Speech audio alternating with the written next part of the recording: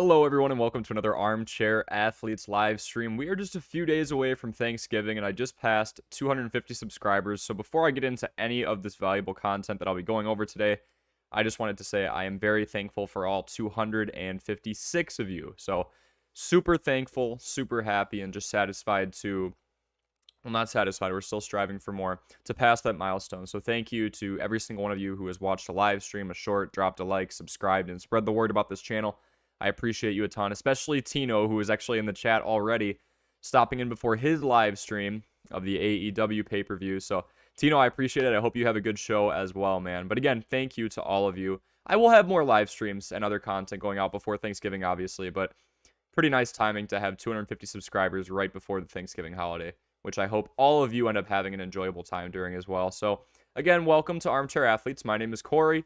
And this is where you're going to see plenty of fantasy analyses, case studies, and of course, I'm going to answer all of your fantasy questions in the comment section below. So before we get started, make sure you like, make sure you subscribe, make sure you spread the word to continue to grow this channel so that I can get to all of your questions and many other questions to help out as many people as possible.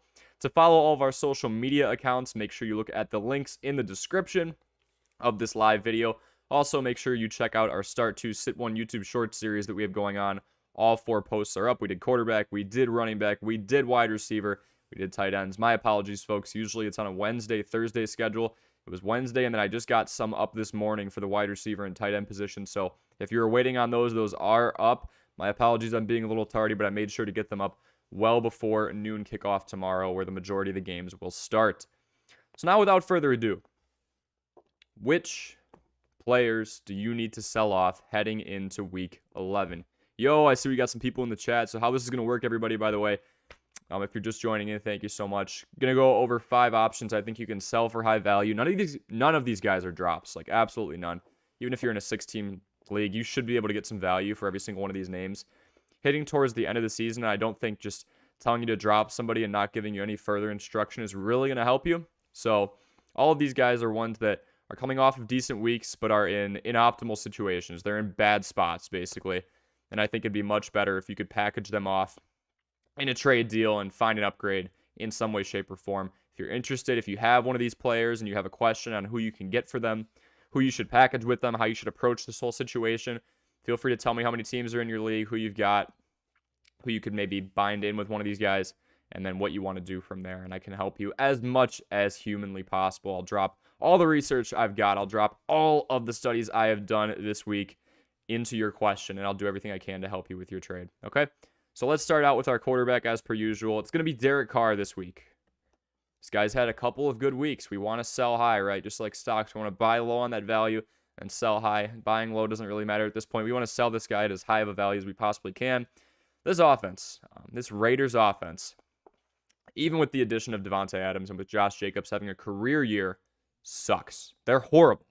I mean, Mac Hollins is getting some targets, but Hunter Renfro's down, Darren Waller's down. You're just not going to get a lot of production out of this team. Now, with that being said, in the last 2 weeks, Carr is coming off of consecutive 17-plus point fantasy performances, something Aaron Rodgers hasn't even done this year. So something pretty appealing there in that Derek Carr has recent, good, solid production that we can build off of and maybe pin him in a trade with somebody else if you want to get an upgrade at the quarterback position, whether he's your starter or you're just looking for a solid backup should your starter go down and you don't think Derek Carr is it. I don't think Derek Carr is it. The offense he's in is just horrible. He's in a very inoptimal situation, as I stated at the beginning of this video. The types of guys we'll be focusing on will be in those bad situations. Derek Carr coming off of 2 consecutive 17-plus point fantasy performances. He's got some tough matchups coming up. He has the worst matchup coming up this week against Denver, so I would highly suggest you don't start him, even if you can't lock a deal done by Sunday. As I understand, we've only got about 18 hours before Sunday kickoff at noon. So, noon for me. I'm Central Time in the Midwest. So I would definitely try and wheel and deal with Derek Carr. Let's go to the running backs. We've got 2 of them this time. Number 1 is going to be Mr. Leonard Fournette. And this is the caveat. He was in the thumbnail. Sell him while you can, because I think the value of Leonard Fournette could drop significantly. He's inefficient. He's injured. He's Leonard Fournette. The Bucs pass the ball more than anybody else at over 66%. I believe it's 66.7. The draw with Fournette was that he was supposed to be used in the passing game a ton, and he was. For a little bit, he was behind CMC, Alvin Kamara, and Austin Eckler, and actually he slipped ahead of one of those and was the third most targeted running back through the first few weeks. He's still getting targeted, but he's not as involved in the passing game. He's not as involved out of the backfield in general because of Rachaad White. Okay, that is mainly it. I'm just not a big fan of Leonard Fournette. 3.4 yards a carry, and Rachaad White went for over 100 rushing yards when Fournette went down last game, which, by the way, Fournette threw an interception. I went on Twitter and this is the kind of funny stuff you'll see if you do follow us on Twitter. I said, sometimes your running back just throws an interception. Obviously not something that happens very often, but my issue with Leonard Fournette is efficiency. We talk about the three aspects that we really care about on this channel when we talk about fantasy football. It is availability. So injuries, are they out there? Are they healthy? Opportunity. How much are they getting the ball? And then, of course, productivity. That's not really in order of importance. It's just a sequence that I would love all of you to go through. 3 checkpoints when you are analyzing whether you want to invest in somebody, whether it be using a draft pick on them, whether it be trading for them, whether it be deciding whether you should pick them off of the waiver wire or not, or just start or sit them. Leonard Fournette, I really think that he is somebody who is of very high value to many because of his recent performances. But if you look very recently, he hasn't done too well. He has failed to break the 15-point marker over the course of the last couple weeks. Rachaad White is who I want to talk about as well, the guy who I think is taking over in that backfield, and I'm sure many would agree. He had over 100 rushing yards last game after Fournette went out. Fournette has only rushed for over 100 yards once this season. It was in the opening week against Dallas. So here's Fournette's situation. As of recent, this is kind of the situation that we are dealing with. 22.1 points against Pittsburgh. That's pretty nice. We have Leonard Fournette as running back 9 in a standard PPR format. If you're playing on the ESPN Fantasy Football app, and all of the scoring formations are pretty much, standard, the same. Got your 0.1 yards for every, 0.1 points for every yard on the ground. Obviously, Fournette being involved in the passing game when it comes to PPR was helping out as well. So this is just his rushing stats and then his productivity on the right. 22.1 points against a very weak Pittsburgh team that didn't have TJ Watt at the time. And then it dips. This is not what a running back 9 should be doing. 4.6, 14.8. And look at the efficiency. He is not rushing for over 3 yards a carry over that time span until last week. I guess Pittsburgh was right on the nose at 3 yards a carry. He's averaging 3.4 yards a carry on the season. 14.8, 11, 10.8. He was actually having a pretty nice day against Seattle before he went out. But then Rachaad White came in, and in just about 20 rushes, he went over 100 yards, averaged well over Fournette's average yards per carry in 3.4. So a very appealing pickup maybe in Rachaad White, but he's probably not going to be there anymore because plenty are going after him. If you can get him, I would highly suggest it. But as you could see there, Fournette has failed to eclipse 15 points in the last few weeks and now is in danger of giving up his spot to a much more efficient Rachaad White. Again, those 3 aspects: availability, opportunity, and productivity. Availability, he is questionable. He is fighting an injury right now, while Rachaad is younger, healthier, and more efficient. I won't get ahead of myself here. Opportunity, he's getting plenty of it. That's been the appeal with Leonard Fournette, as they were getting him heavily involved in the pass game. And then finally, productivity. He hasn't had much of it at all. 3.4 yards carry is something we want to stay away from. Zachary Martinez, I see you in the chat. I will get to your question in just a moment about, looks like, Cordero Patterson and Devontae Smith being on your bench. I'll dive into that a little bit more, Zachary. I just have to go over 2 more picks after this next one, so technically 3 total of people that I would love for all of you to try and sell off for their high value. Then I open it up to a live Q&A, and I'll get right into yours first. Zachary, you've got first priority, my man. So, number 3, we're staying at the running back position, is going to be Clyde Edwards-Helaire. From one pass-heavy offense to another, let's talk about Clyde Edwards-Helaire's lack of involvement within an offense that throws the ball 64.4% of the time. It was 67% of the time over in Tampa Bay, 2 for every 1. Not that far off in Kansas City. We know their identity is built on the pass, Tyreek Hill or not. It's been Juju Smith-Schuster. It's been Travis Kelce. It's been Kadarius Toney, Marquez Valdes-Scantling. All of these names that are being brought into much more relevancy with their increased role under Patrick Mahomes in an offense that passes a ton. So with Clyde Edwards-Helaire, one thing I want to focus on with him is the snap count, and that is heavily concerning considering that he is owned in over 50% of leagues, which I do with all of these. If you notice, people I want you to sell off, they are owned. I'm not going to tell you, let's talk about Will Dissly, who's owned in less than 50% of leagues, or somebody like that, who's still a prominent player, or a well-known player. I wouldn't go as far as saying prominent, but I know these guys are owned. That's why I'm going after them, okay? As well as the high value I think that they could have that would provide some appeal for your opponent or your trade counterpart, however you want to word it there. So CEH has been in for less than 30% of snaps. This is snap count here. You can see him towards the middle of the screen, third to the bottom. He's been in for less than 30% of snaps in 3 straight weeks. Their bye was 3 weeks ago, so that one doesn't count, obviously. And Isaiah Pacheco is officially listed as the running back 1 on that team's depth chart. I am not even crazy about Isaiah Pacheco in fantasy. I do want to preface that. I did make him one of my 5 waiver wire ads suggestions this week, waiver wire ad suggestions. I feel like anytime you have a running back 1 in the league, you want to go after it. But let's be real here, guys. It's a pass-heavy offense. Nearly 65% of the time, they're throwing the rock. And now Clyde Edwards-Helaire has a reduction in snaps. Significant reduction in snaps. We're talking 10 to 20 per game. And in those, he's not getting the ball a whole lot. He had a lot of appeal early on. He had some very nice games, but Pacheco's being used more. He has been more efficient. He's highly owned, so clearly people still see some value in Clyde Edwards-Helaire. I would want you to package him off and try and upgrade at the running back position. Go after a Dalvin Cook if you can package Clyde Edwards-Helaire and not a premium player, but a pretty solid player who maybe you'd be able to give up. Top of your bench. Maybe somebody who starts week in and week out, that type of thing.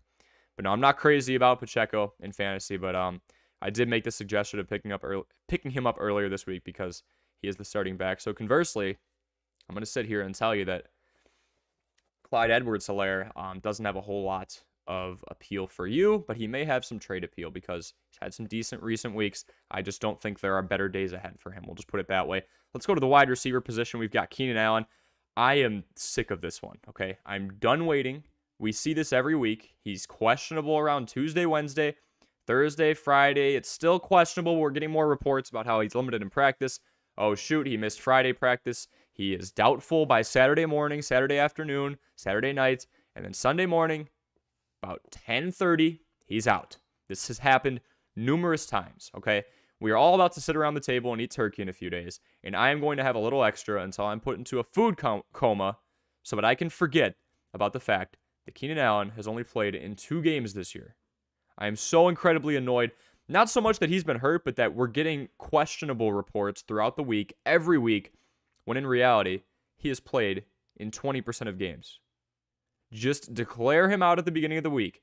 And another thing, the best part about this, and why I'm telling you to sell him off, and I think you can get some value for him, he is still owned in 90% of leagues. Go find me somebody else who has played in 2 weeks this year that is owned in 90% of leagues. That tells you there's value in the eyes of the market right now. So sell him. Package him up with a higher bench player and go get yourselves a Jalen Waddle or a Chris Godwin. Maybe he comes back in the next week or two, okay? Maybe I am way off on this in that I think he's still going to be out for a couple more weeks. I really don't care if Keenan Allen comes back. All I know is that when I see the phrase, and I've seen it multiple times in the injury reports regarding Keenan Allen, when I see the phrase nagging hamstring injury for over a month, I am worried that when he does come back, it gets re-aggravated. And then what happens, okay? The 90-something% of leagues where he's owned, where people have just been stashing him on the bench for the IR spot, obviously, which you have not been able to do in the last few weeks because he's been questionable every week. So Keenan Allen's not even an IR spot stash. He is taking up a spot on your bench that could be occupied by somebody who's actually playing football. As you can tell, I'm very worked up about this. Seeing the phrase nagging hamstring injury tells me this, and it's the fact of the reality, right? He comes back, and if he re-aggravates that thing and goes out, that 90-something% of leagues where he's owned, he is going to drop. Let's get rid of him now before he comes back and truly disappoints everybody and expels all of the hope that people have that, you know what, Keenan Allen's been out for a while. Maybe I drafted him a bit too high, but who knew he was going to have this lingering hamstring injury for nearly 2 months? Maybe, just maybe, he'll perform for me in the playoffs. If he re-aggravates that hamstring, which there's been a ton of this indecisiveness around, then we're really done in for. So let's sell him off. Let's sell him off far before that happens, and maybe it's not far before. Again, he's questionable on Saturday. I feel like that's better than it usually is. Usually he's doubtful by now or something. Let's adjust my screen here a bit. Let's sell him off before he disappoints everyone. And again, maybe he plays for a couple weeks, but there's so many other variables. Justin Herbert loves to spread the ball around. Is he really going to be what he was drafted at before? Probably not. So let's just ditch him, okay? Let's do it now. And you can still sell him off. He still has value. He's owned in over 90% of leagues. Everybody's holding on to hope. And why wouldn't you, in a sense? He's the wide receiver one for a pass-heavy offense with a guy under center and Justin Herbert, who's phenomenal at spreading the ball around and being productive in doing so. But Keenan Allen has a nagging hamstring injury. He has for over a month, and I am done playing the waiting game. He's had this thing for a while. All it has to do is get re-aggravated one more time. And all those weeks that you waited, where he wasn't even on the IR because he was questionable from Tuesday to Saturday, are useless. Let's not wait anymore. Your playoffs are in a couple weeks. So that's what I'm going to go with there. So you've got Jason and Bradley adding on behind Zachary Martinez's comment.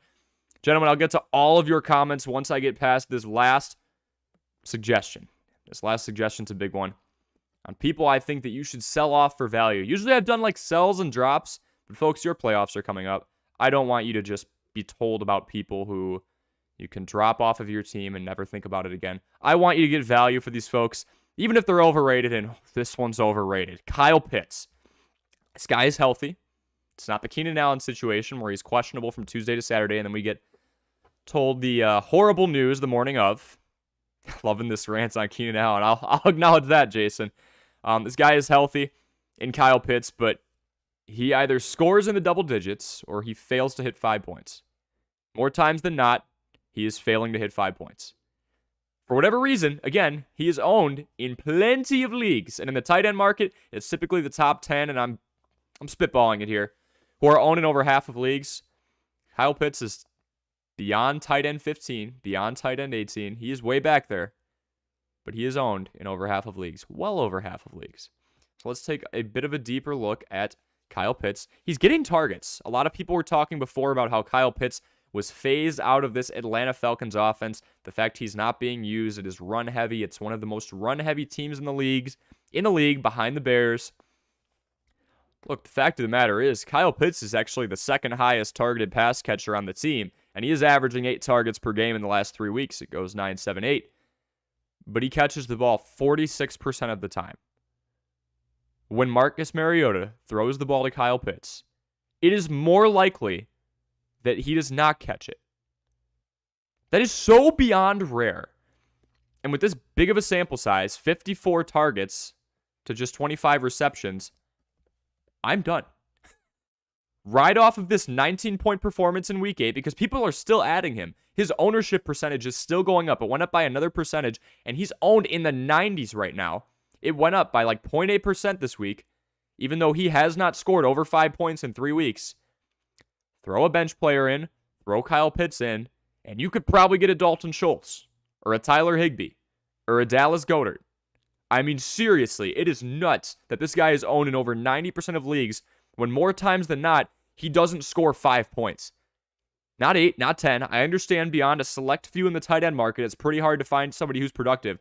Everybody is so high and mighty on the number 4 overall pick. I'm probably going to blow my mic out from how much I'm yelling. I should turn it down, but so apologies if you got earphones on. I'm going to settle down here, but he is so overvalued for somebody who has more times than not scored less than 5 points when we look at the ownership rate. And I'm not just telling you all of this because I'm upset about it. It's the same thing as Keenan Allen, okay?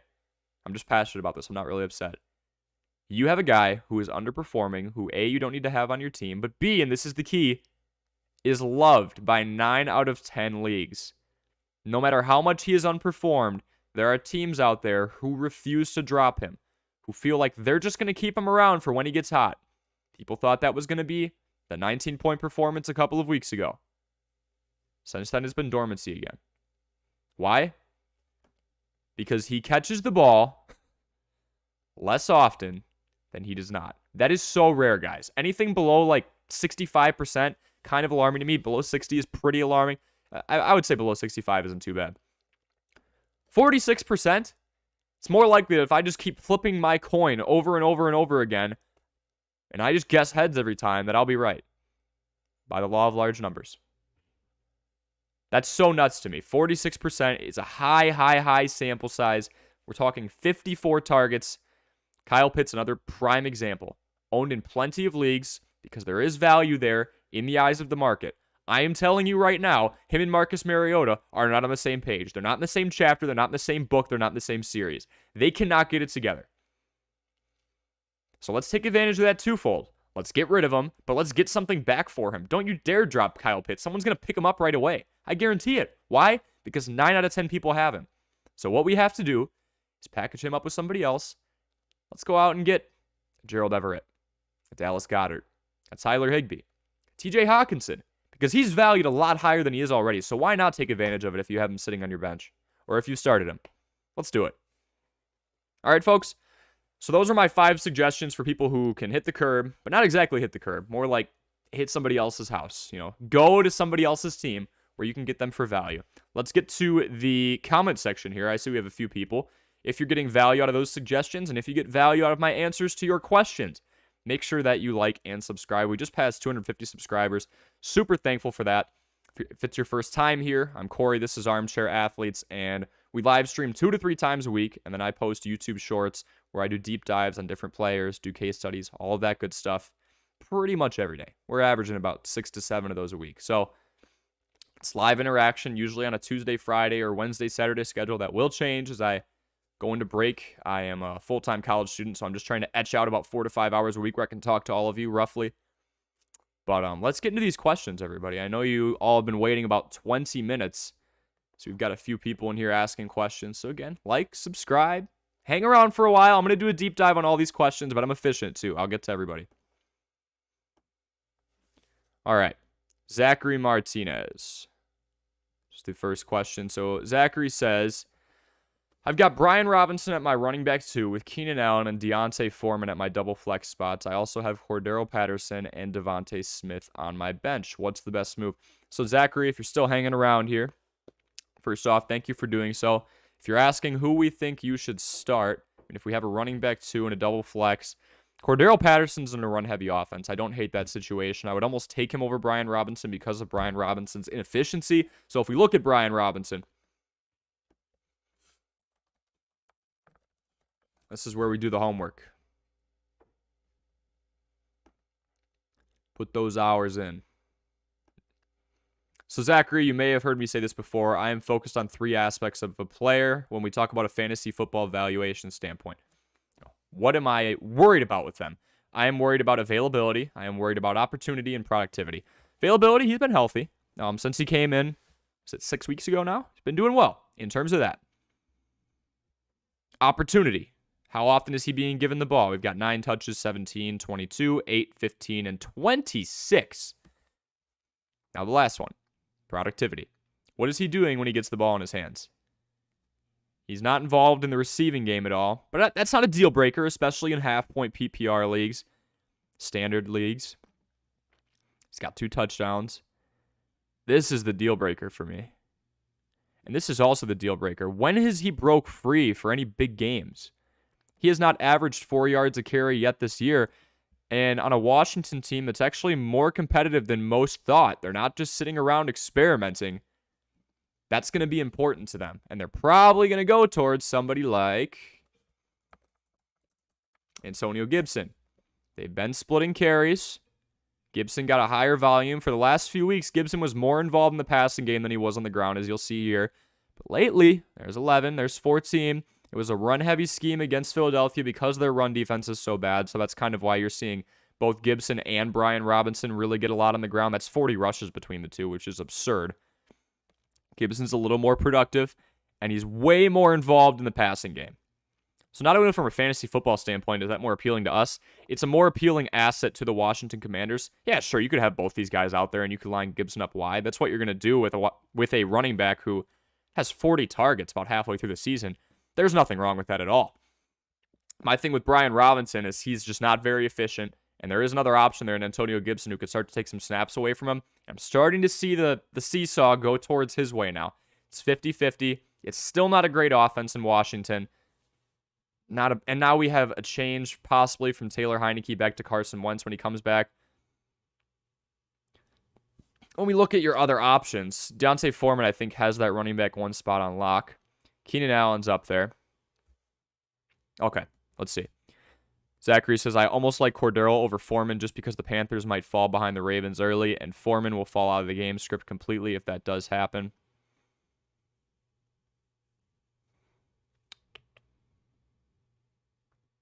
Wait a minute.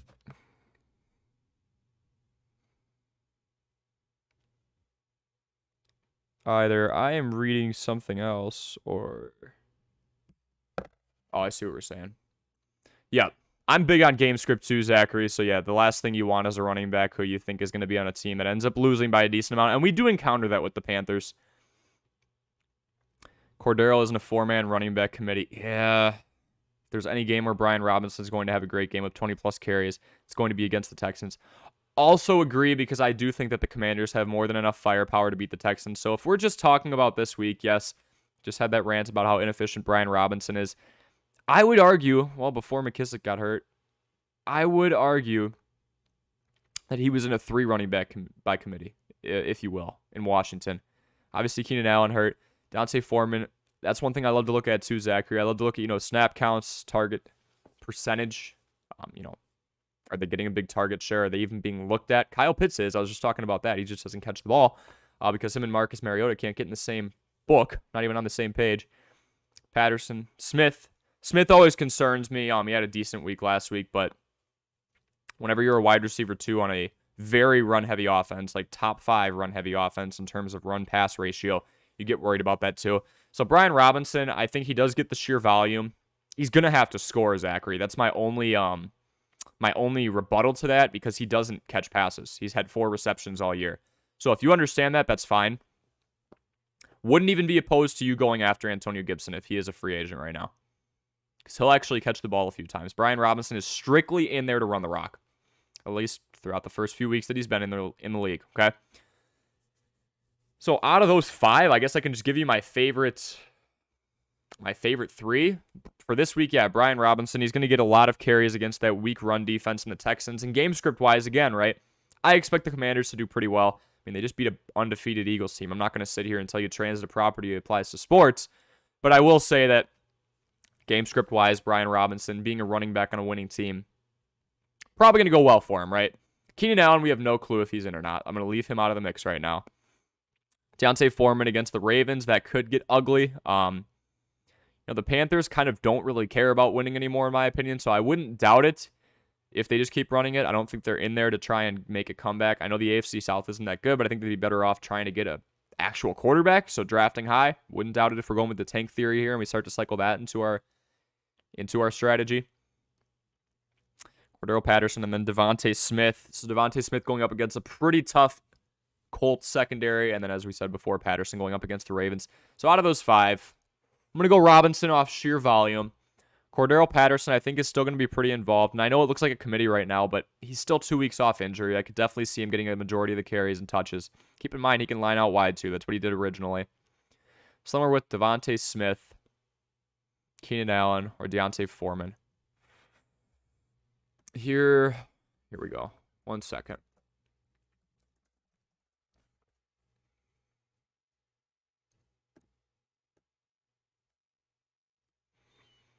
Yeah, I agree. Just worrying more about the specific week because I'm desperate to make the playoffs. I'm 1 game out. Zachary, what's your record, man?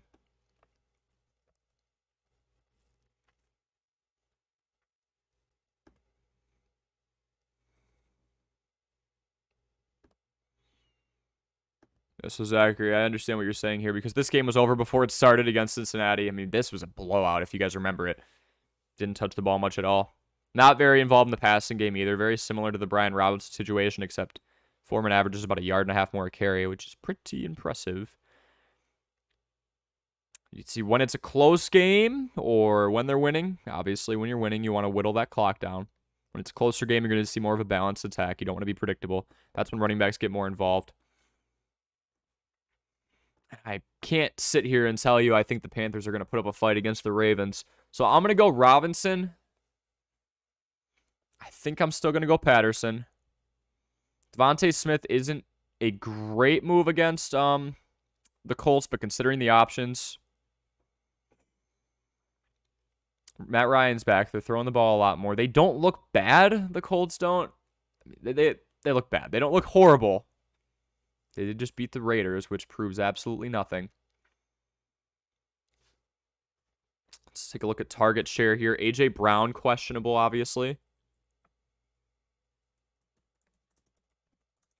If you just joined, welcome to Armchair Athletes. I'm Corey. We are doing your fantasy football homework for Week 11 here on this wonderful Saturday night. Okay, Brown is cleared. Obviously, Goddard is not. So, Devontae Smith, the 8 targets before, had a pretty nice game. Best catch rate among those two, at least. Goddard just good old reliable, as most tight ends are. Great catch rate across the board. One of the many reasons this team was undefeated going into last week. I'm going to go Devontae Smith rolling off his birthday performance against the Commanders, even though they lost. Zachary saying the same thing here. So, yeah, no Goddard. I think no Goddard. A.J. Brown coming off an injury. And Smith did pretty well last week, even though it was a loss. So my favorite 3, Brian Robinson, Cordero Patterson, Devontae Smith. So I would swap those 2 with D'Onta Foreman. I agree with you. I could see the Ravens winning by multiple possessions, and then he's phased out of the game plan, and he isn't involved in the passing game. So again, how's he going to get involved? He won't. Keenan Allen, need to see him play before anything else.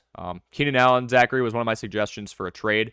If you can package him up with somebody on your bench, you ship him off because he is very overvalued. He's had a lingering hamstring injury for a while. That scares me, in my opinion, so that's where I'd go there. I'm going Robinson, Patterson, Smith. Tight end streamer, Jason. Let's look at some guys who are owned in less than 50% of leagues. One that's come to mind in the past is Juwan Johnson. Don't really know what's going on there now with Andy Dalton kind of seeing a dip in production, to say the very least. Was going to say Hayden Hurst before, but he is now owned in over 50% of leagues. It's not a great matchup in terms of the secondary he's facing, but Foster Moreau may be somebody you want to look at. This is for Jason Sackett. Foster Moreau only had 4 targets last week, did have his first touchdown with 43 yards. He's had 5, 9, 5, and 4. Foster Moreau is probably going to be available. He's only owned in 22.5% of leagues. And yes, the Broncos, very bad secondary to go up against. And by very bad secondary, I mean like phenomenal. They're going to defend these tight ends well. More focused on the wide receivers. Typically, you can have somebody out in the flat or have a short curl route and a bailout to a guy like Foster Moreau. I don't think he'll be too much on the radar. I have a feeling the Broncos will be primarily focused on Mr. Davante Adams. Just a prediction.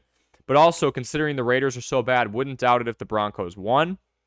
This is where we could see that garbage time scoring. You know, maybe Foster Moreau gets a catch or 2 late in the game. So Foster Moreau only owned in 22.5% of leagues in a game where this team could definitely lose, as the Raiders have been doing plenty of that this year.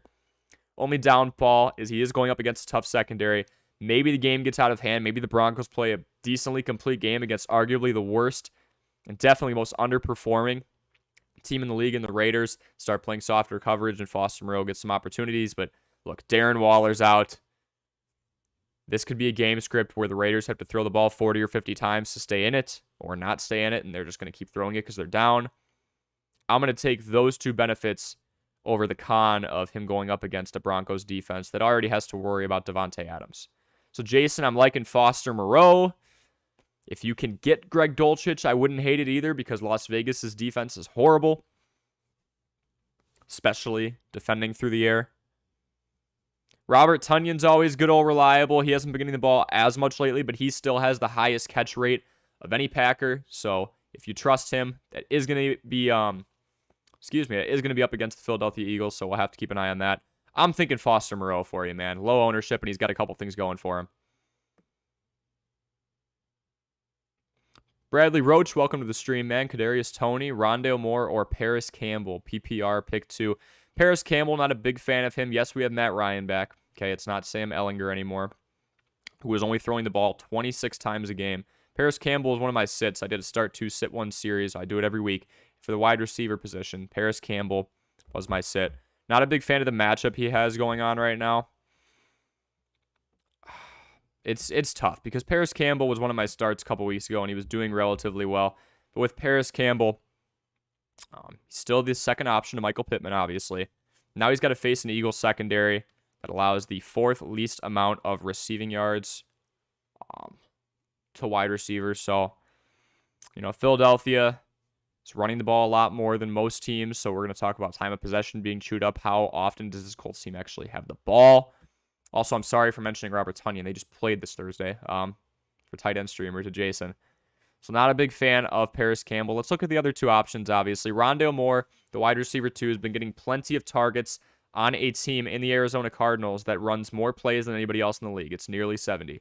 Very impressive team there in terms of just running the no-huddle offense. It's what they love to do under Kingsbury. Even though they haven't been winning a lot of games, if they know how to do one thing, it's run a lot of plays. It's been the case for the last couple of years.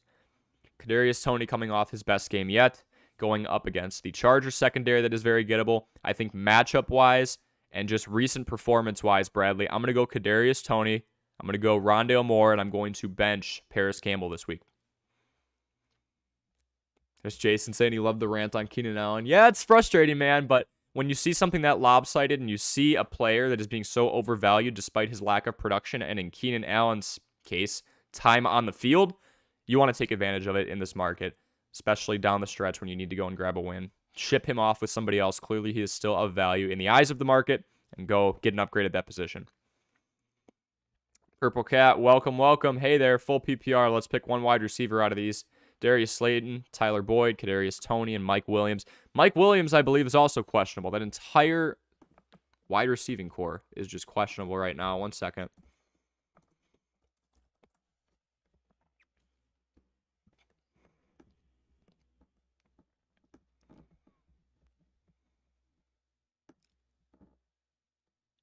Yeah, Williams questionable. Expected to play against the Chiefs despite the ankle injury. Now, typically, I'm a little worried even if somebody plays, because if you're questionable by Saturday, we're probably looking at limited snaps. Not so sure that's going to be the case, considering that Everett is questionable. Allen is questionable for like the 10th week in a row. Guyton's on the IR. See where I'm going with this? There might be a lack of options. There could be a lot of things up in the air. So we've got Mike Williams we're considering. Kadarius Toney up against that Chargers secondary is something that's very appealing to me, Purple Cat. Tyler Boyd, he's basically the wide receiver 2 right now behind T. Higgins, but also Hayden Hurst has been getting some targets. So even though Jamar Chase is gone, it's very easy to get buried in that plethora of options at wide receiver. Just checking 1 or 2 things here. Yeah, so going against the Steelers, secondary hasn't been horrible. The rest of the team has been.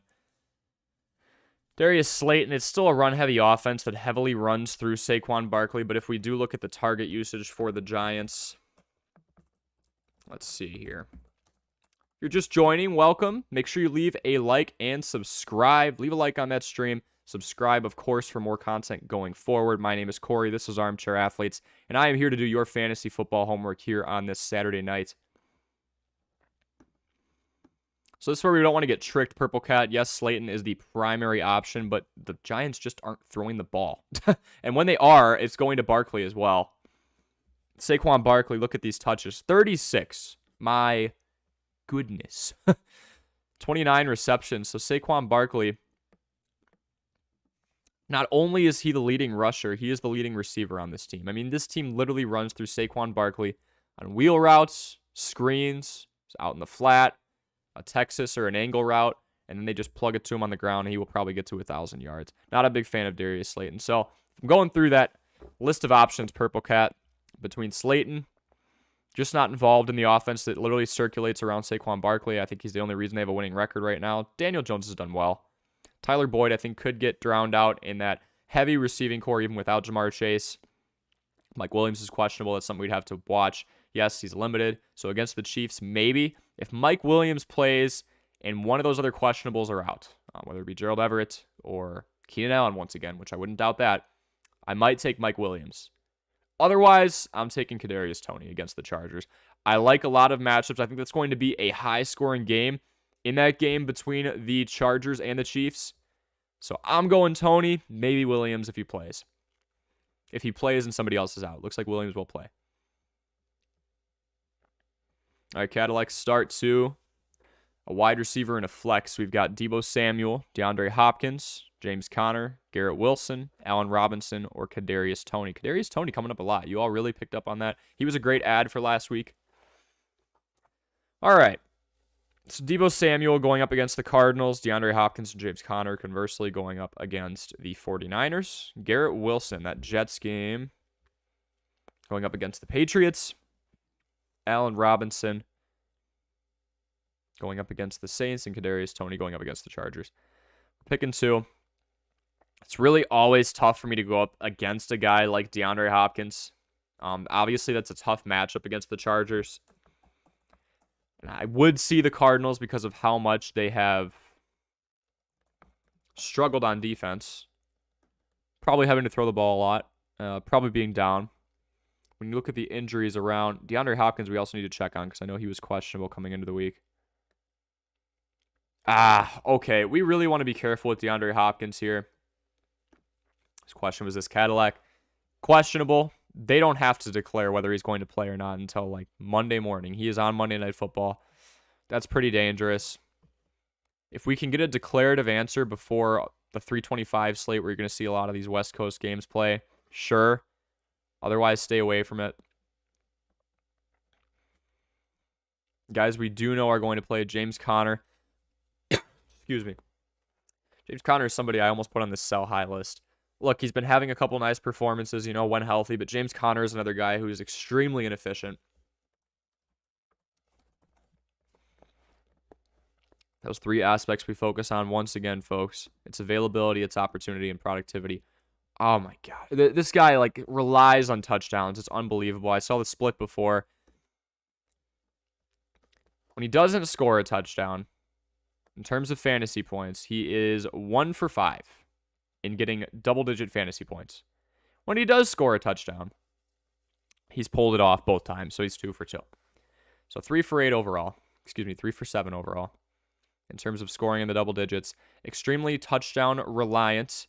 He's relatively involved in the passing game, averaging a tick over 3 receptions per game, so that's appealing. But the efficiency is so god-awful. It's a step up from Brian Robinson. About the same sample size. I believe he's played 1 more game than Robinson.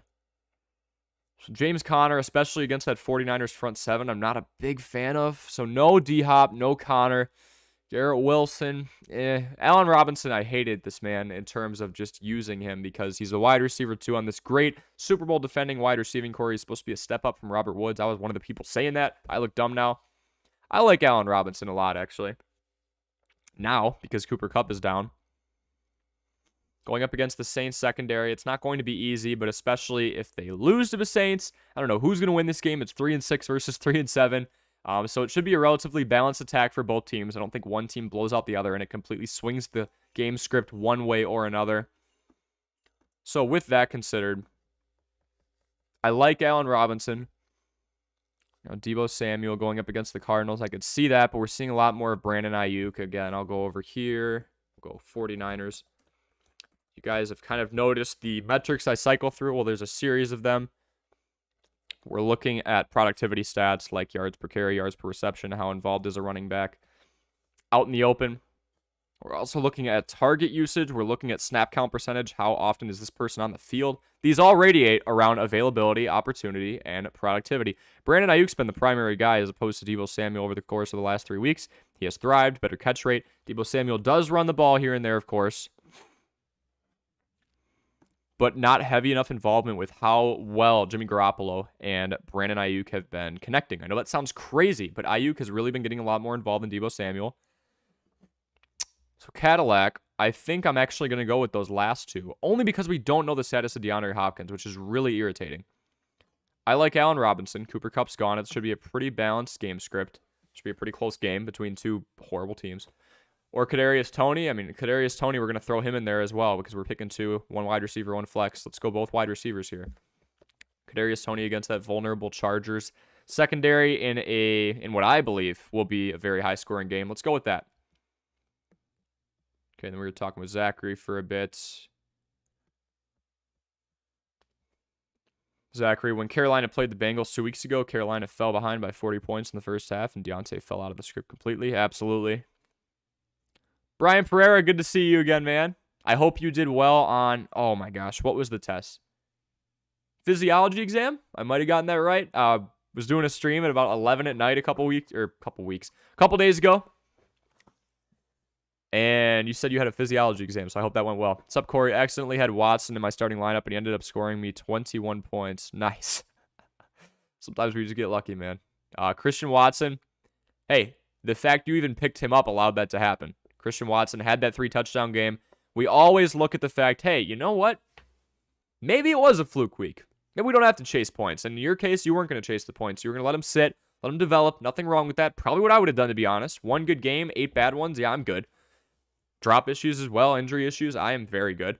But maybe you can sell him off for value, right? So you keep him on your team. You accidentally started him, 21 points. Now I'm starting to look at him a little bit more, Brian. That's 2 weeks in a row. Red zone involvement for sure. Aaron Rodgers needs somebody to trust. Romeo Doubs in and out of the lineup. Alan Lazard has had some injury issues. Robert Tonyan, despite having the best catch rate on the team, is just not being used. And the run game kind of sucks outside of Aaron Jones. So, Brian, good stuff, man. It's always good when you can have a nice, solid performance. That's more than solid. 21 points out of one person.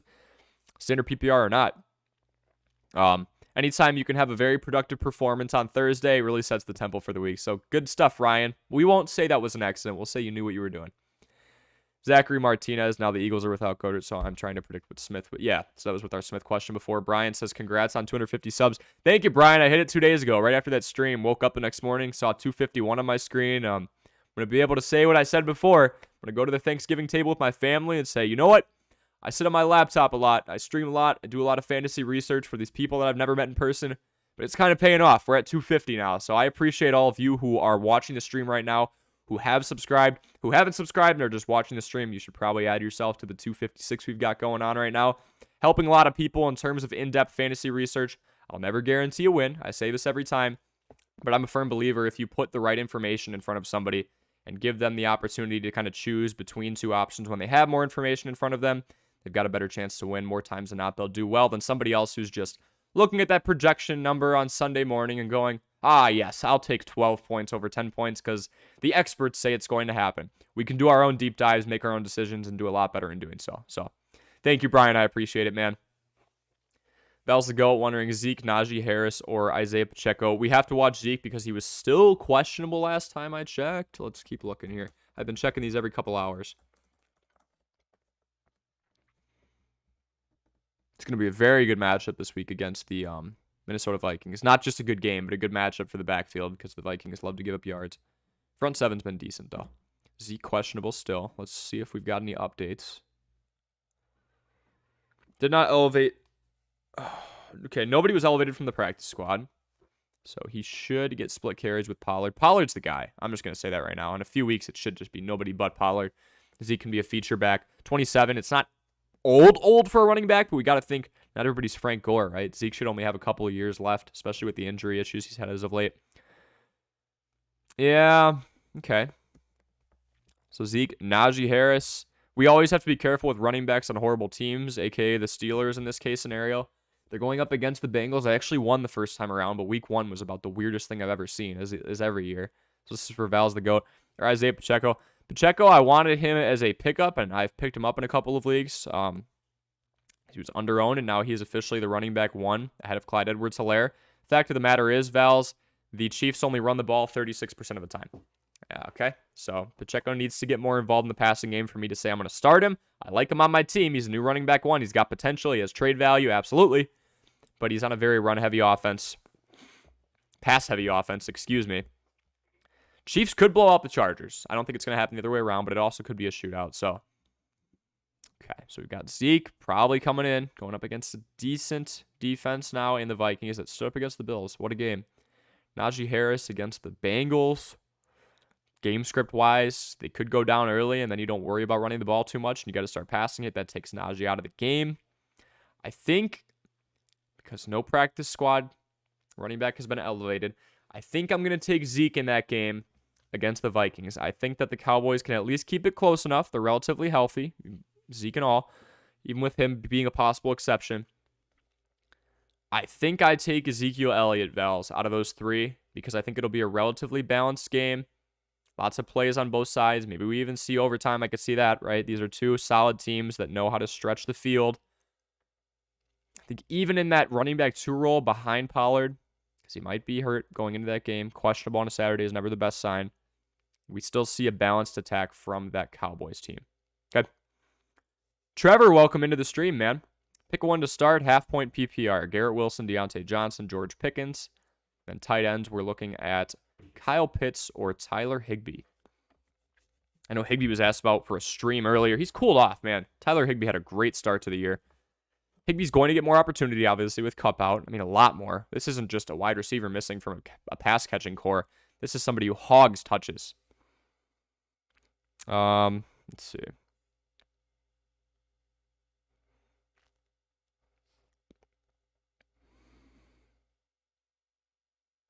Yeah, man. 8 for 8, 73 yards against the Cardinals last week. Talking about Tyler Higbee.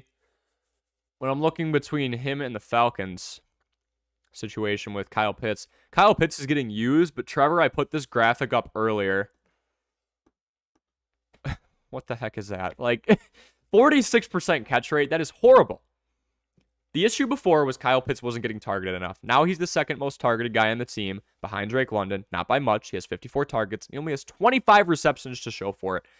These two are not connecting. These two are not connecting at all. Kyle Pitts and Marcus Mariota. I'm going to take Tyler Higbee in an offense that is now missing Cooper Kupp. Higbee already had 8 catches last game in 8 chances for 73 yards.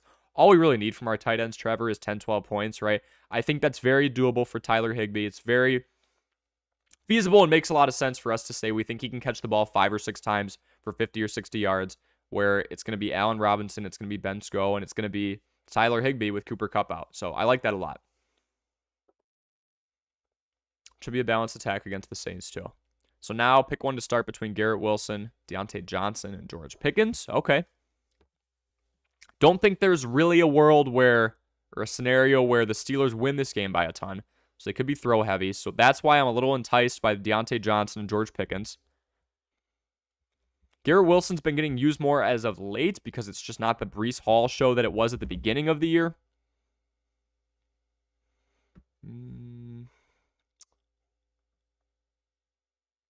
Just debating because that Patriots secondary is pretty tough. I'm going to go between Deontay Johnson and George Pickens. And from there, we just want to go target usage, Trevor. Who's being looked at more? And I believe the answer would be Deontay Johnson. He's been more productive as well. Productivity is something we got to hold near and dear to us.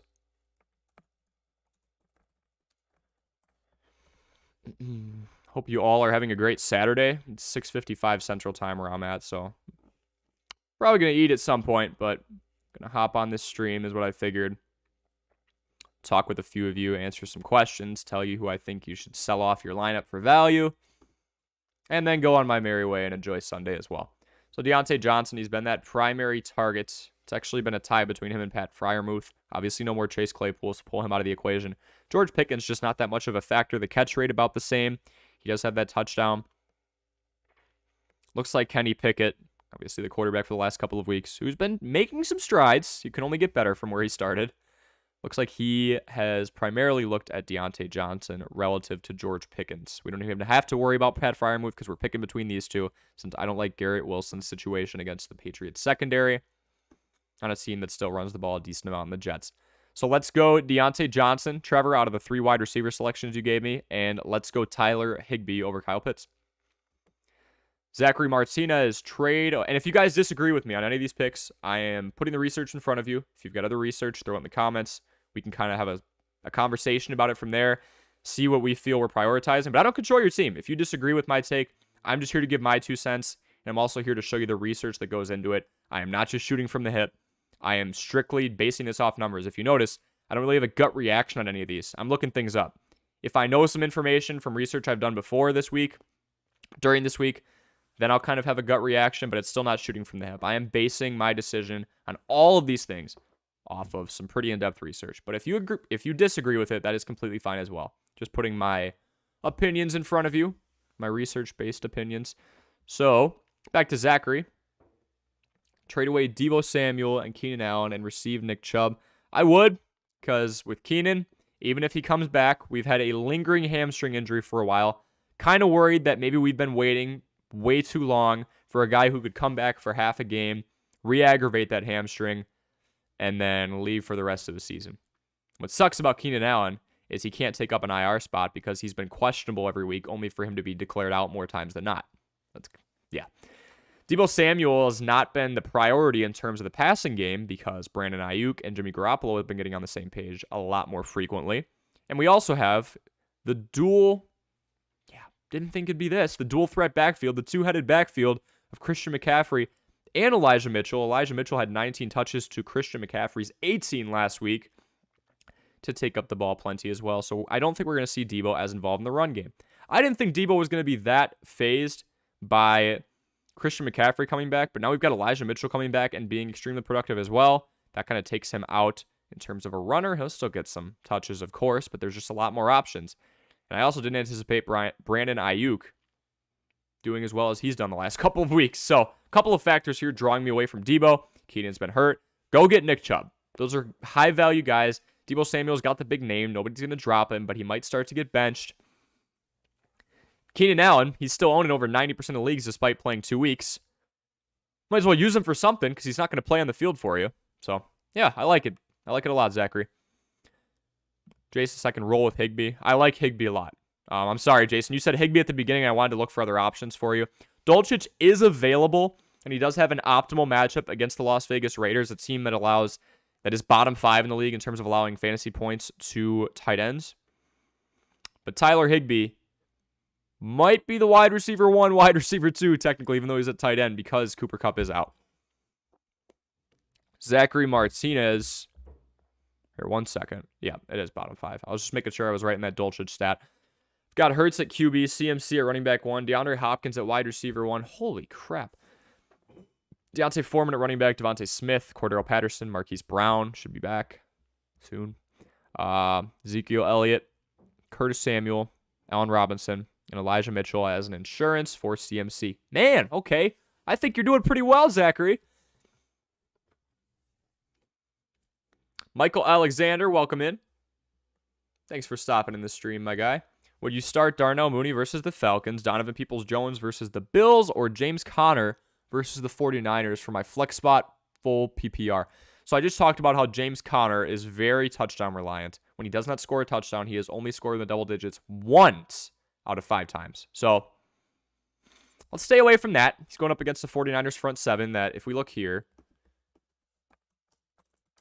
I know I've been doing a lot of target usage because we've been deciding between people, but this is also something important to understand. The opponent. How strong is the opponent? Well, if James Conner averages less than 4 yards a carry, and the San Francisco 49ers have technically the best rush defense in the league from a yards per carry standpoint, that's not very appealing to me. I don't want to wait till Monday night and watch James Conner have an inefficient night and pray to God he gets a touchdown. Okay, so we're basically talking about Darnell Mooney or Donovan Peoples-Jones. Darnell Mooney has the better matchup. We want to talk about target usage now because we already know matchup-wise that the Falcons have been known for giving up passing yards for a while. You do need to understand, however, here's the catch-22, right? With the Bears, yes, he's been targeted. Yes, there's a better matchup. The Bears run the ball more than anybody else. I'm talking 60% of the time. So Darnell Mooney is not going to get 10, 12, 14, 16 targets. He's going to get 4 or 6 or maybe 8 on a really good day. Not too touchdown reliant as of late. As you can see, Darnell Mooney pretty involved. That number was like 3 or 4 for a while at the beginning of the year, or even 2 in terms of targets, because this team was just so run heavy. Khalil Herbert's gone, so I'm not sure how hard this team will lean on Tress and Ebner. It means one of 2 things. David Montgomery gets 20 to 25 touches, mostly on the ground, or we see more passing. Darnell Mooney against a weak Falcon secondary that allows more yards through the air than almost anybody. I could see it going the latter. I could see more passing. Okay. Donovan Peoples-Jones against the Bills. More pass-heavy offense, but still pretty heavily based on the run if we look at Donovan Peoples-Jones and his productivity.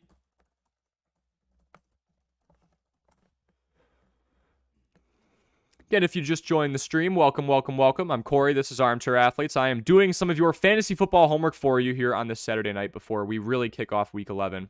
And I really wish that the Bills would have played in that snow. I know it's a lot, but how cool would that have been?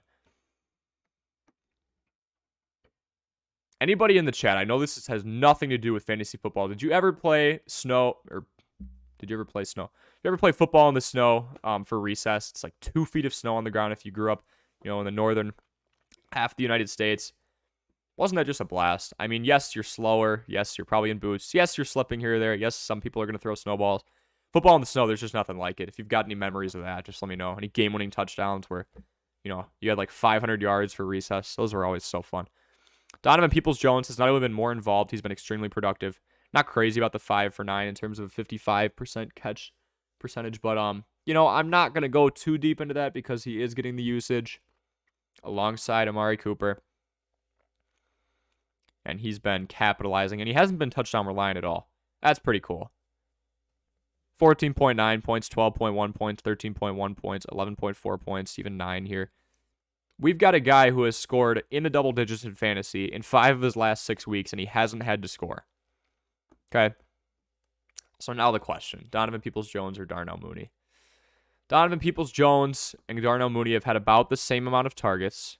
It's a relatively rush-heavy offense on both sides, but Mooney has the better matchup. I like Darnell Mooney by a hair over DPJ, and then James Conner. This is for Michael Alexander. James Conner's not even in the equation, in my opinion. Inefficient and goes against the best rushing defense in the league.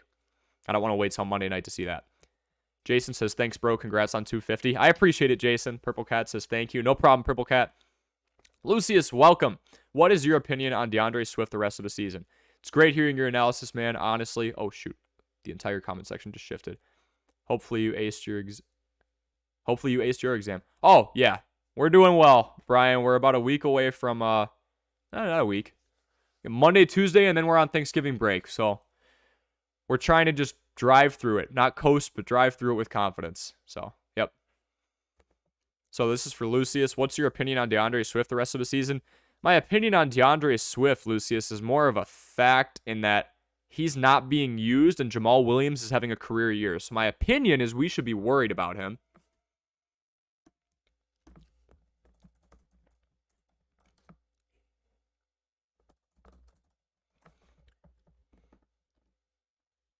So we'll go on. Fantasy SP is a phenomenal website if you're looking at target usage, catch rate, and in this case, touches. We just want to see who is getting the ball.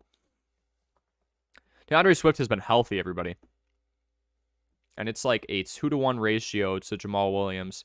37. 53 touches for Jamal Williams in the last 3 games. 22 for DeAndre Swift. It's more than a 2-to-1 ratio. It's almost 3-to-1.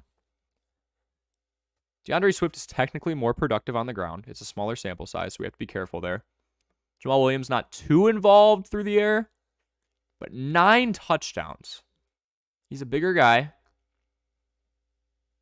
He's going to get those touches by the goal line. He's their, not a fullback, but he's a bigger guy who they expect to put his shoulder down and get the final tough yard.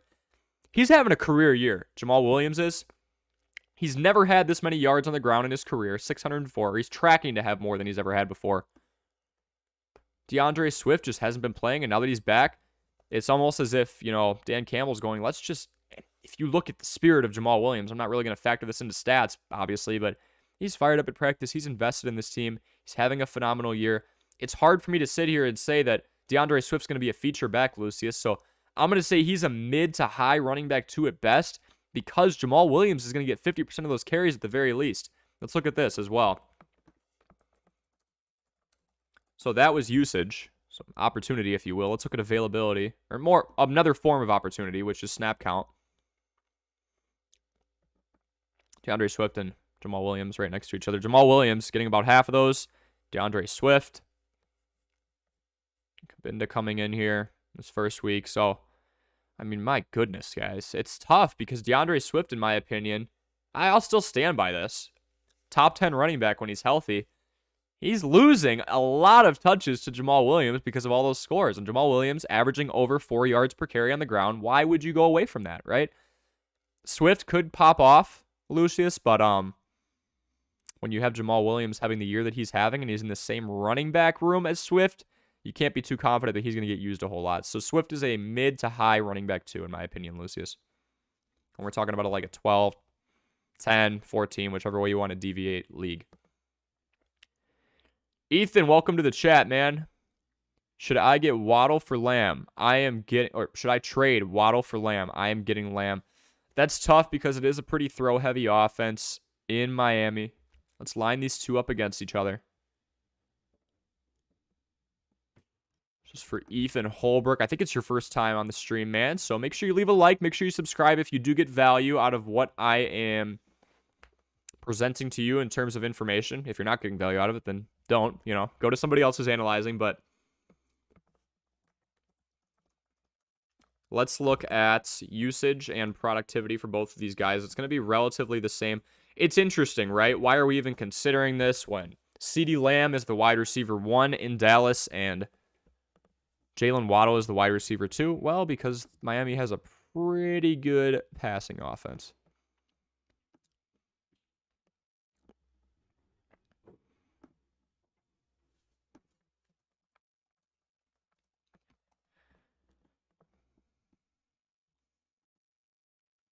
All right. Nope. 1 second. Appreciate all of you hopping into the stream. Hope you're all having a great Saturday and that you all do amazing and win your matchups in Week 11. Just using myself here and providing myself here as a resource to try and help you make sure that is more likely than it was before this stream that you win in Week 11. Whether that's telling you of an option you maybe not have thought of, ways that I measure the productivity of players, probability that they'll do well, opposing matchups, all that good stuff. 1 second. This is not coming up. I apologize. There it is.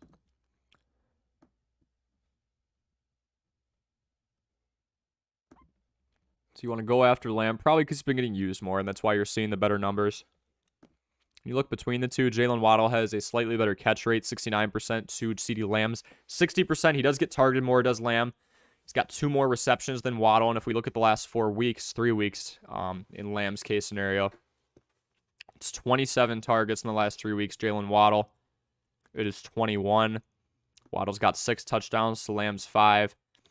Lamb with less yards than Waddle. I mean, it seems like you're pretty much breaking even. If you want to go after a guy who, you know, maybe might get in some high-scoring affairs with the Cowboys and is the number 1, I would go after CeeDee Lamb because sometimes it's just going to be a Tyreek Hill game. So, Ethan, I think that's pretty even. I'd be okay with sitting on either. You know, Waddle is way quicker. He's going to get a lot more open field yardage, way more yards after catch. So, I'm a little bit of a bigger fan of Waddle. But if you want to go after Lamb, you're going to get 2 points. He has 2 more points from PPR standpoint. There's 180 more yards going for Waddle. I would sit with Waddle, but I can see why you like Lamb. He's the wide receiver 1. You're going with a wide receiver 2 over a wide receiver 1. Why would you do that? A lot more passing yards, a lot more airing it out, if you will, going on in Miami. So I actually like Waddle a little more. I'm not going to lie to you. Antonio Lopez, should I do Mike Williams and Deontay Johnson for Tony Pollard and Kareem Hunt? PPR, doing a 2 for 2. Mike Williams fighting injuries. Not as bad as the Keenan Allen situation, but it's up there. Deontay Johnson, wide receiver 1 on a pretty bad offense, but he does get usage. For Tony Pollard and Kareem Hunt, I like Pollard. Maybe you get a little more than Hunt, but Pollard's going to be pretty solid, guys. Once he continues to get the running back 1 reps, which he's been getting because Zeke's been hurt, eventually Pollard should get the running back 1 reps just because he's better, not because he's healthy. Been more productive this year. I think you could push a little harder than Hunt depending on who's on their bench, but Tony Pollard and Kareem Hunt. It's PPR as well. Mike Williams being hurt. Yeah. You know what? With Mike Williams being hurt, I think that's probably going to be the value you want. I always want to get a little more out of a trade, but I think for Pollard and Hunt, that's fair. It's a run-heavy offense, too, so Hunt's going to get his touches.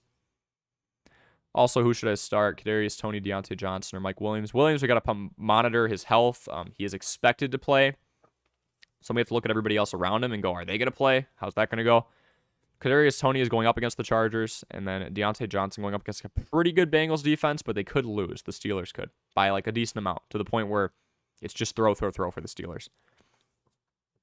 Usage standpoint, from a usage standpoint, I think Deontay Johnson is going to get the ball the most, even though it's a harder matchup. So I'm going to go with him or Kadarius Toney. But I think I'm leaning Deontay Johnson just a bit. Kadarius Toney could get a touchdown and screw us, but it's such a good matchup against the Chargers. I'm leaning right now. This is what you do, right? You look at the skill. Obviously, Deontay Johnson usually gets more usage, but Kadarius Toney does have a way better matchup. But Deontay Johnson, in the game script, could get the ball more. But with the Chiefs, even when they're up 14, they still throw the ball a lot. It's like the Chiefs and the Bills just throw the ball no matter what. I'm leaning Kadarius Toney, I think, a little bit. My apologies for being a little indecisive, Antonio. I just want to make sure I give you a thorough look on this. Let's go Kadarius Toney or Deontay Johnson. Let's leave Mike Williams out of it. Brian Pereira, not for nothing, but I'm trying to test the waters with James Conner and Jamal Williams. Thinking of getting Aaron Jones, but nobody wants to deal. So would you give them Conner and Williams for Aaron Jones, Brian? I just want you to specify that a little bit. There's a way to go about deals. Ask other people what they want on your team, and if you're willing to give it up, then say, okay, well, let's make a deal on this because your player X seems appealing to me. So, Brian, let me know if you're trying to give those two up for Aaron Jones. Yeah. Kyle D. Jones, welcome, man. Tyler Boyd or Brandon Ayuk this week? Who would you start? Standard score. Okay. Tyler Boyd against the Steelers secondary that has not been horrible if we look here.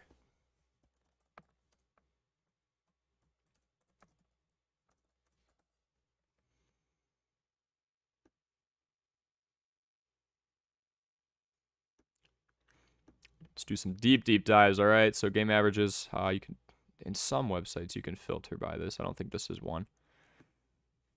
So Brandon Ayuk, Tyler Boyd. Boyd going up against the Steelers. All the way at the bottom here. Allowing the most fantasy points to wide receivers. Secondary isn't bad when you look at the fact, like, they're not allowing a whole lot of yards, so a lot of people will look at it in that respect. They do give up a ton of touchdowns. 13, my goodness, through 9 games. How involved will Tyler Boyd get, though? That was my argument with him on another decision I made earlier.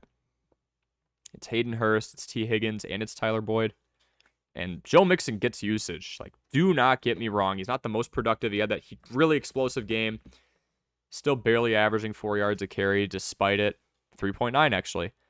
6th most rushing attempts in the league. So my point there is the ball's going to go to a lot of different people. Is Tyler Boyd the one we really want to focus on?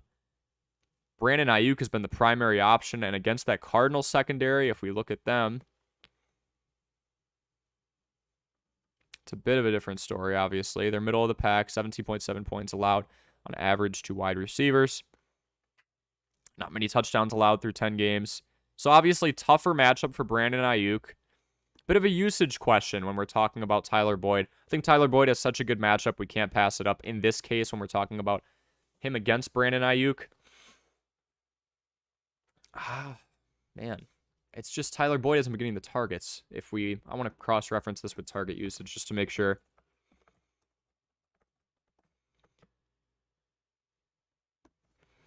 This is probably going to be the tiebreaker for me. 9.56. Okay. He's actually been the 2 ahead of Hayden Hurst. Let's go Tyler Boyd, Kyle. Really good matchup, and he's been getting about 7, maybe 9 plus 5 plus 6. Exactly 7 targets per game in the last 3 games. We figure he catches 4 or 5 of those because his catch rate is 76%. Let's say he catches 5 of those. 5 receptions, 55, 60 yards, we'll take it. If he can get a touchdown, we'll really take it. And against that Steelers team that allows 13 receiving touchdowns so far to wide receivers through 10 games, I'll definitely take it. Tony HGH, congrats on 257. Hey, we got another one. Thank you, man. Thanks for jumping in. Jeff Johnson, who do you like this week? Joshua Palmer or George Pickens? Joshua Palmer, surrounded by plenty of questionables on that Chargers offense. I'm going to take Palmer. He's been the fill-in wide receiver 1. I cannot trust Keenan Allen to play. Mike Williams is going to play, but he's coming off a week where he's questionable. It didn't play before. So, I mean, battling injury, and then you just have Joshua Palmer, who has been healthy all week. So I'm going to go Joshua Palmer. George Pickens has not been getting a whole lot of targets. It's been 3, 4, 5. Deontay Johnson's been the primary guy, and then it's Pat Freiermuth, and then it's George Pickens. I'm going to go Joshua Palmer. Honestly, I would love to play Hollywood Brown, but don't want to risk him not playing. And that's what sucks about it, right? It's a Monday night game, and we don't want to wait it out. Same situation with DeAndre Hopkins. So unless we have a firm status on him the morning of tomorrow morning, I don't know why I said it like that, then yeah. I like Joshua Palmer, Jeff. When we look at a usage standpoint, take a couple more questions and then hop off here. Appreciate all of you guys hopping on and talking with me, asking me your questions. Love to help. This is for Jeff Johnson. George Pickens, these are his targets, just not getting a whole lot of looks. Joshua Palmer, well, he's been the impromptu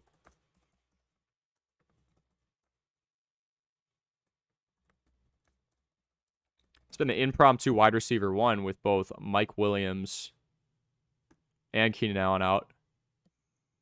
And as a result, we've seen 18 targets through the last 2 games to 13 targets through the last 3 games for George Pickens. I'm going Joshua Palmer all the way, Jeff. Great matchup against the Chiefs, too. Tony, oh yeah, I grew up in the suburbs of Chicago. Fun times, good times playing in the snow. Oh yeah, man. I mean, there's nothing better than playing in the snow. Especially when there's like a foot out there. Buffalo. Oh, what I would do to go to Buffalo right now and just try and play some football. You'd be trudging through. You'd be going like a mile an hour, but hey, the challenge makes it fun. Fantasy question. Start the Giants defense or the Washington Commanders defense? Okay, let's look at the matchups. Giants going up against the Lions. Commanders going up against the Texans. Yeah, 2 pretty bad offenses, to be honest with you. The Lions are not bad when they score. When they're healthy. The Lions are not bad when they're healthy. When Amon St. Brown's in there, when Josh Reynolds is in there, when Khalif Raymond's in there, all that good stuff. TJ Hawkins is gone, though, so we've kind of seen a little bit of a pullback in production. I'm leaning Giants as well. Chase Young hasn't been in there. Obviously, they've got Montez Sweat. I'm leaning Giants just based off talent, personnel. Texans have Dameon Pierce, who has just been able to do about whatever he wants. So I'm going to go Giants, Tony. Jeff says, traded Lazard and Foreman for Waddle. Also, that's a really good trade for you. Lazard is a wide receiver 1 on a team that doesn't really have an identity. I like that. Foreman's a running back who is productive, but he's on a team that maybe they'll start running the ball more because they don't care about winning and they want to tank, but I like it. It's the time of year we have to start thinking about tankers. You know, losing teams aren't always going to pass it down the stretch. Sometimes they're just going to run the ball and be like, oh, well, we're trying, but we don't want to win. Also traded Geno and Schultz for Lamar. Do you like those moves? Love the first one, Jeff. Depending on what your tight end room looks like, I like the second one too. Dalton Schultz has been increasing in value. Geno's going to get you your 20, 21. Lamar is going to run the ball a lot, and he's also going to have some success through the air, especially with Mark Andrews being healthy. He's on the up and up and up. So Lamar's on a prove-it year too. He's trying to get extended or signed by somebody else. I love those moves, Jeff. Good job. Nice job playing with value and making sure that you get some consistent starters for yourself with plenty of upside. But a high basement as well. Or a high floor. You don't want somebody who's just not going to perform on a week. Not going to get the ball a week. All those guys are doing very well and should have some good matchups going forward. I remember I wanted Clyde Edwards, this is Brian, at the start of the season because he was projected so well. Last 2 games, he couldn't crack 5 points. That's why we got to be very careful with projections, Brian. Myles Gaskin was the running back 1 last season. So if you're drafting and you have 2021 season on, you're like, oh, he was the running back 1 for Miami, even though Duke Johnson was starting to get some carries towards the back half. I'm going to go with him. By the beginning of the season, Myles Gaskin was the running back 4 on the team. So we really have to be careful with projections. I'm okay with looking at him. If somebody's at 0, they're probably not playing, right? However, we have to understand context. Who else is competing with them for those carries? How many snaps are the other guys in that running back room getting with Clyde Edwards-Helaire scenario? We're seeing an uptick for Isaiah Pacheco. Had a feeling he was going to take it over, and, well, he's getting it now. So that's usage, Brian. He's not getting used. Appreciate the insight earlier. And it's also just a different league than it was in week 1, right? So we have Pacheco, a rookie, taking over, being more productive than Helaire. So now he's going to take the job from him. And we see that indicated in the snap count percentage where Pacheco is starting to take over. Lucius, appreciate the insight earlier. Could you rank these tight ends for the rest of the season? Kyle Pitts, Greg Dulcich, and Foster Moreau. Okay. Oh, 1 second. Good content, man. Appreciate it, Lucius. If you're enjoying the content, make sure you like and subscribe. I live stream twice a week, give out shorts every single day. Just analyzing different player situations. Was talking about the fact that Elijah Mitchell actually had more touches than CMC last week, which is just nuts to me. Ranking those three: Foster Moreau, Greg Dulcich, Kyle Pitts, all on losing teams. Kyle Pitts cannot catch the ball from Marcus Mariota. He has a 46% catch percentage, which still blows my mind. Dulcich, we've seen the most production. Foster Moreau has the opportunity. Dulcich, we've seen the most production. He's on a losing team. Kind of goes for all of them.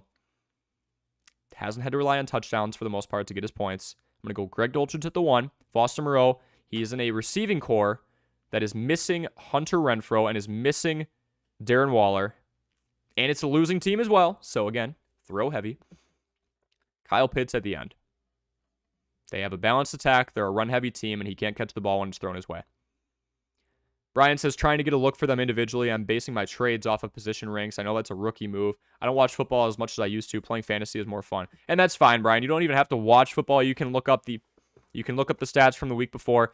And it's not just going to be the stats of rushing yards, receiving yards. You want to see how often these people are playing. Look up snap count percentage, and then look up a player's target usage. So if you do Panthers player target usage, where's DJ Moore at? Where's Terrace Marshall at? That's what you want to look at as well. And then in a way, you can watch the game without watching the game. Kyle, I know, no targets for Tyler. Cool, thanks, man. Much appreciated. No problem, Kyle. Trying to do the best I can to put all of this research-based information in front of you to help you win this week. Hope that helps. Shane Howard, hey, bud, question. PPR, choose one wide receiver. Crying face. No crying it here. It's okay. We'll fix it. Rondale Moore, Chris Olave. Scared Ramsey might shadow. He definitely will. Michael Thomas is out. Kadarius Toney, Jacoby Myers, Cortland Sutton, or gamble on Mike Williams. I'm not going to gamble on Mike Williams because there are plenty of pieces there. Herbert spreads the ball out and he's hurt. Or just start 2 tight ends in Kittle and Schultz. Not something bad to consider. Rondale Moore has a really tough matchup against the 49ers pass defense. Chris Olave might get shadowed by Jalen Ramsey. Jacoby Myers might get shadowed by Sauce Gardner. Cortland Sutton, Jerry Jeudy is out. Against the Raiders, I'm honestly liking Cortland Sutton or Kadarius Toney. Kadarius Toney has a good matchup. Obviously, he's not the wide receiver 1. Cortland Sutton's going to be the wide receiver 1 with Jerry Jeudy out. And he faces a Raiders defense that gives up plenty of yards through the air. Shane, let's go Cortland Sutton or Kadarius Toney. You can choose between the two. I like Sutton more because I think he'll get more usage. We've seen him get more usage, and now Judy's out. Let's go with Cortland Sutton or Kadarius Toney. It's up to you. You can go beyond that if you want, but those are my 2 favorites. Jeff, my full team is as follows. Lamar and Watson at QB. Running back is going to be Austin Eckler and Saquon and Patterson. Okay, good stuff. Wide receiver, Amon St. Brown, Jalen Waddle, Hollywood Brown, Joshua Palmer, George Pickens, and Jerry Jeudy. Tight end, Travis Kelce. 10-man PPR. Jeff, I'm going to guess you're killing it in your league. Like 7-3, 6-4, 8-2. That is a very solid team. Lamar is top 5 at his position. Standard PPR. Yeah, and you're in PPR. Austin Eckler is top 5. Top 3, actually. So is Saquon. Amon-Ra, Waddle, and Hollywood are all phenomenal. Waddle for sure, top 10. Great team, man. Travis Kelce, best tight end in the game right now. Beautiful. Tony, you're going to be the last one, all right? And then for any of you who have lingering questions right now and you're trying to panic and type them in, just type them after the video gets archived. Type them in another video in the shorts. I check my comment section every day, every couple of hours. I will answer you as soon as possible, okay? Oh, wait, one more question. How about Hollywood Brown? There's 0 news on him, but his tweets have me feeling that he's coming back. Has also practiced this week. Depends on who you're choosing him over, Tony. You can ask me who you're sizing him up against. I would not play the game with Hollywood Brown personally unless you have some pretty bad options otherwise because, oh my goodness, it's Monday night. What if we get last-minute news? He's getting limited snaps. We get the sideline reporter going, Hollywood Brown will play in 15 snaps today, and then we're screwed. All right, thank you all for watching the stream. Make sure you like and subscribe if you got value out of everything. I am wishing all of you plenty of luck in Week 11, and we will see you in the next live stream.